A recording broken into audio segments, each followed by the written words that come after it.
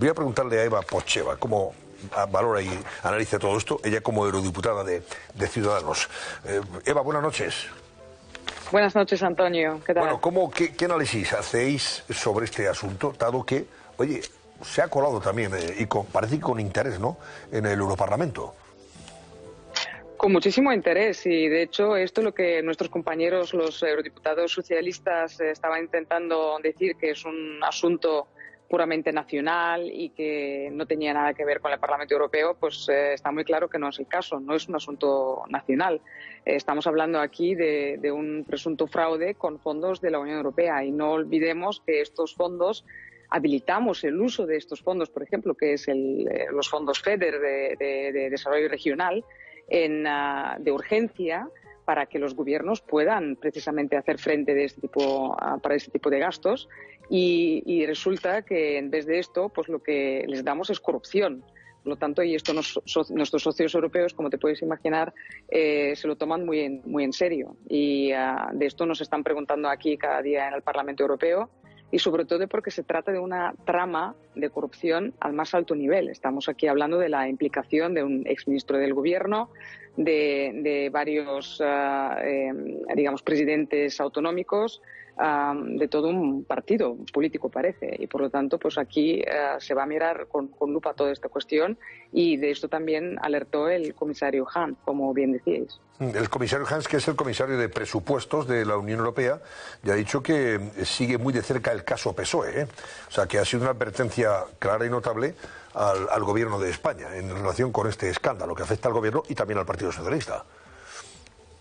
Efectivamente, una de las cosas más impactantes aquí fue escuchar precisamente al comisario Hahn, pues, pronunciar, ¿no?, el caso Koldo, y que lo están mirando con lupa, y sabemos perfectamente, y esto también lo comentamos aquí con la presidenta de la Comisión de Control Presupuestario, Mónica Hohlmeier. De hecho, yo estuve en esta emisión de la Comisión CONT en Madrid en febrero del año pasado, cuando estábamos investigando qué está pasando con los fondos europeos, los fondos de recuperación Next Generation EU, si están llegando o no están llegando realmente a la economía real. Y de lo que alertamos también aquí en este debate es que tiene que cooperar mejor nuestro gobierno con el Tribunal Europeo de Cuentas, ¿no?, con el Tribunal de Cuentas, que hace estas auditorías, porque tenemos 3 organismos a nivel de la Unión Europea que se ocupan precisamente a controlar el buen uso de los fondos europeos, que es, por una parte, el Tribunal de Cuentas, por otra parte, la Agencia Antifraude y la Fiscalía Europea. Y cada uno de ellos, pues, tiene su ámbito de actuación, y el gobierno, pues, tiene que cooperar, efectivamente. No puede ser que el Tribunal de Cuentas, pues, se entere de irregularidades por particulares.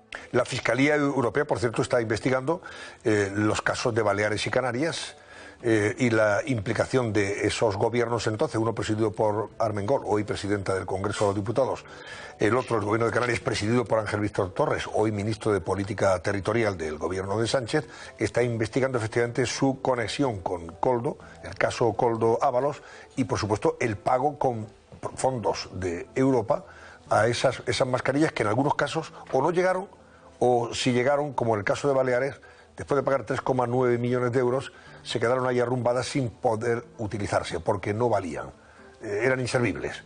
Y no se reclamó ese dinero efectivamente hasta que ya la señora Armengol, bueno, estaba ya de retirada, y porque alguien se lo advirtió. Ojo, que este es un pufo que has dejado ahí y probablemente se vuelva contra ti. En fin, la Fiscalía Europea, ¿cuándo crees que puede haber concluido esa investigación, Eva? Bueno, la investigación acaba de empezar. Digamos que la Fiscalía Anticorrupción de España, pues, ha, digamos, entregado el caso, ¿no?, todo el dossier a la Fiscalía Europea, y entonces ahora se están produciendo todas estas diligencias.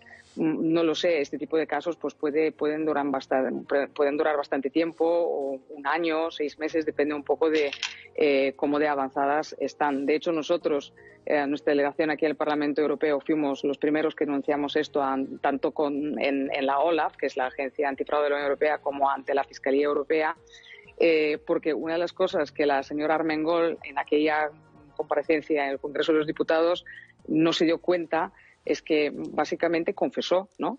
Porque dijo que habían decidido a propósito de no devolver estas mascarillas porque las iban a usar como mascarillas quirúrgicas, pero es que esto no está en su discreción. Y después dice que habían decidido devolverlas, pero entonces, si iban a reclamar el importe de 3,7 millones de euros a esta empresa que les entregó las mascarillas, ¿por qué cargó entonces los 3,7 millones de euros a los fondos europeos? Es que claro, no tiene ni pies ni cabeza. Efectivamente. Bueno, pues aprovecho para preguntarte, Eva, sobre Puigdemont, que sigue siendo eurodiputado.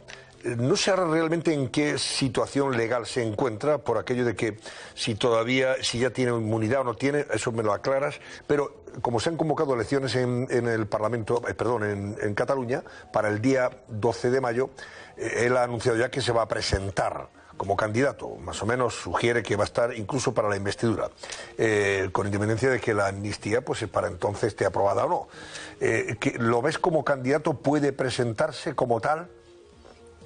En mi opinión no se puede presentar porque, digamos, yo entiendo que él está censado en Cataluña, pero el hecho de que esté en el censo electoral en España, digamos, lo está de forma fraudulenta, porque todos sabemos que no reside en España, sino aquí, bueno, ahora mismo estoy en Estrasburgo, pero que él reside normalmente en Bruselas, en Bélgica, y por lo tanto no debería estar censado en España. Para las elecciones europeas es distinto porque ahí pues, se puede residir en cualquier país de la Unión Europea y uno se puede presentar en otro país de la Unión Europea, en las elecciones europeas. Pero para las elecciones catalanas, estas se rigen por la LORE, que es nuestra ley orgánica del régimen electoral. Como sabes, Antonio, en Cataluña no hay una ley electoral propia. Ahí pues, los separatistas se ponen de acuerdo en muchos temas, pero todavía no han podido adoptar una ley electoral catalana y, por lo tanto, se aplica la LORE, la ley orgánica del régimen electoral española, que nos dice que uno tiene que estar, digamos, empadronado, ¿no?, en un municipio pues, de la comunidad autónoma en la que se quiere presentar. Y él lo está, entiendo que todavía está en el censo electoral, pero de forma fraudulenta. Así que, en mi opinión, no se puede presentar en las elecciones. O sea, que la Junta, Eva, la Junta Electoral que rija, que vigile las elecciones en Cataluña, la Junta Electoral Central, en este caso catalana, tendría que, efectivamente, impugnar su candidatura, si se le presenta. Se puede impugnar efectivamente. Incluso por los partidos, que se presenten y que no sean partidarios de que el señor Puigdemont concurra, ¿no? ¿Te acuerdas que en su momento el PSOE impugnó el hecho de que Toni Cantó estaba en el censo electoral de Madrid? Pues es la misma doctrina que en su momento aplicó el Tribunal Supremo. Así que yo entiendo que en este caso se tiene que... Y no podía comparecer por Valencia, efectivamente. Lo impugnaron porque decía, usted reside en Madrid, no puede presentarse por Valencia. Bueno, de hecho, yo recuerdo el caso de María Teresa Fernández de Vega, que se inventaron una